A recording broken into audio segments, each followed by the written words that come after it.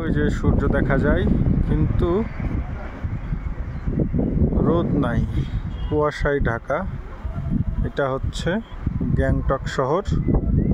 আপনারা দেখতে পাচ্ছেন এইখান থেকে পুরো গ্যাংটক শহরটাকে খুব সুন্দরভাবে দেখানো যায়। এটা একটা এমন একটা ভিউ, এই ভিউটা থেকে গ্যাংটক শহরটা অনেক সুন্দরভাবে দেখানো যাচ্ছে। আপনারা দেখতে পাচ্ছেন এই যে পাহাড়ের উপরে কি সুন্দরভাবে বিল্ডিংগুলো দাঁড়ায় আছে, সুন্দরভাবে কনস্ট্রাকশন করছে এরা। সেই উঁচু পাহাড়ে দেখেন না কত উঁচুতে ওই ওখানে বিল্ডিং বানায় রাখছে। এবং আমি একটা বিষয় দেখে খুবই ভালো লাগছে যে আপনার পাহাড়ের উপরে 4 তলা 5 তলা, ইভেন আমি এমনও দেখলাম যে 8 তলা পর্যন্ত বিল্ডিং বানাইছে। মানে এইটা আমার কাছে খুবই অবাক লাগছে, 8 তলা পর্যন্ত পাহাড়ের উপরে বিল্ডিং। এটা আমার কাছে খুবই আশ্চর্য এবং ভালো লাগার একটা বিষয় যে পাহাড়কে কীভাবে এরা ব্যবহার করে টুরিস্ট স্পট বানাই দিছে। এখানকার গ্যাংটকের মানুষদের আয়ের প্রধান উৎসই হচ্ছে যে পর্যটক। এদের কয়েকজনের সাথে কথা বলে যেটা জানতে পারলাম আর কি, ওনারা বললো 70-80% ইনকাম আসে পর্যটকের মাধ্যমে।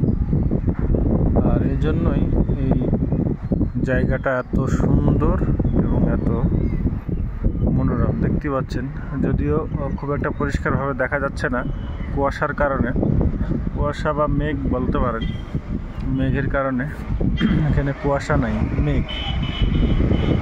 মেঘের কারণে আকাশটা ঘোলাটে হয়ে আছে। রোদ নাই, সূর্য আছে কিন্তু মেঘে ঢাকা।